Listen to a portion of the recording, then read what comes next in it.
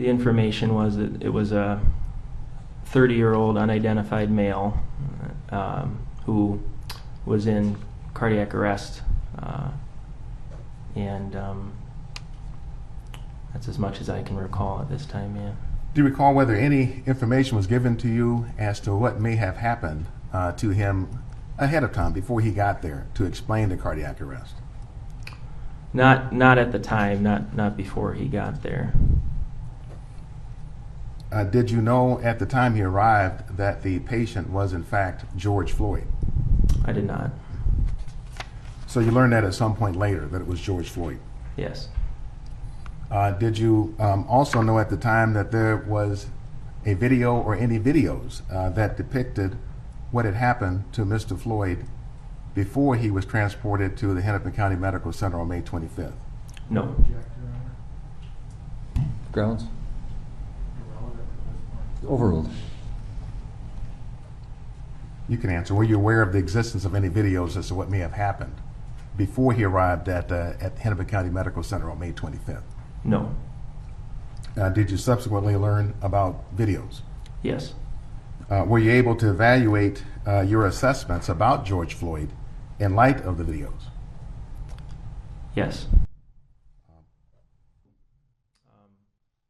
The report they gave us is that they were called to a scene of someone who was suffering from a medical emergency.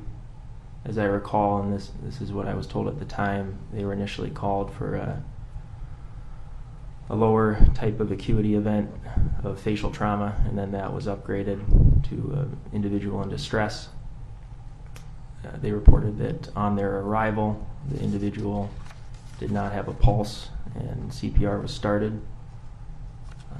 They placed an eye gel, which is a supraglottic airway device. It's basically a super what? Supraglottic airway device. It's just a sort of a tube that goes down into the throat and can ventilate the lungs.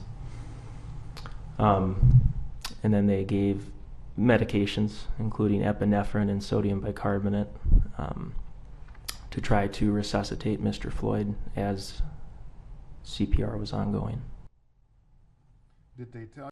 Did you consider the possibility of toxins, for example, being responsible for Mr. Floyd's cardiac arrest, including potentially drugs? In the sense that it might have informed our care, yes. There was, again, no report that this patient had, for example, overdosed on a specific medication, such as calcium channel blocker or any other medication for which there might be a very specific antidote. And so in that sense, I didn't feel that there was a specific toxin that we could give a medication for that would readily reverse his arrest. And what about then hypoxia? So hypoxia being, again, one of the most common causes of PEA asystole just in general. I did then, as I'd mentioned, use the ultrasound to look in the abdomen and did not see any evidence of hemorrhage. There was no obvious significant external trauma that would have suggested that he suffered anything that could produce bleeding sufficient to lead to a cardiac arrest. And so, based on the history that was available to me, I felt that hypoxia was one of the more likely possibilities. And hypoxia as an explanation for his cardiac arrest, meaning oxygen insufficiency. Correct. Was your leading theory then for the cause of Mr. Floyd's cardiac arrest oxygen deficiency? That was one of the more likely possibilities. I felt that at the time, based on the information I had, it was more likely than the other possibilities. And doctor, is there another name for death by oxygen deficiency? Asphyxia is a commonly understood term. Thank you, Dr. Langenfeld. No further questions. Mr. Nelson. The use of fentanyl, do you know that to attribute to high carbon dioxide levels? It can cause high carbon dioxide levels because it depresses the ventilation or the breathing. So when someone ingests fentanyl, it can cause them to feel very sleepy because of an increased carbon dioxide level. Agreed? Correct. And that's one of the reasons ultimately that fentanyl is so dangerous, because it suppresses the respiratory system. Agreed? The primary reason it is so dangerous. Yeah. Now, you testified that when the paramedics gave their report to you, they did not give you any reference as to potential drug use, correct?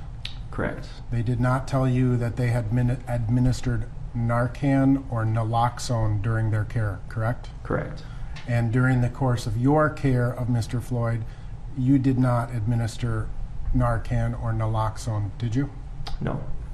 And when you talk about those drugs that are immediately able to reverse the effects, that's what that does. Narcan reverses the effects of fentanyl toxicity.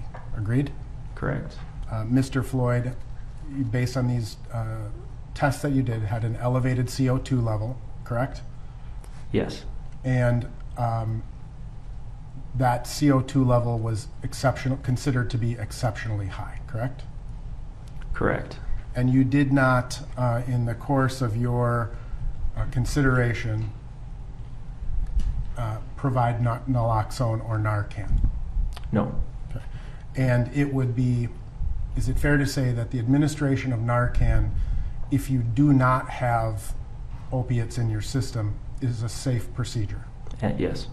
And if you do have opiates in your system, the administration of Narcan could be life-changing, life-saving. Yes. Not in this case. Prior to the, but again, the paramedics also, based on your information, did not administer Narcan. Correct.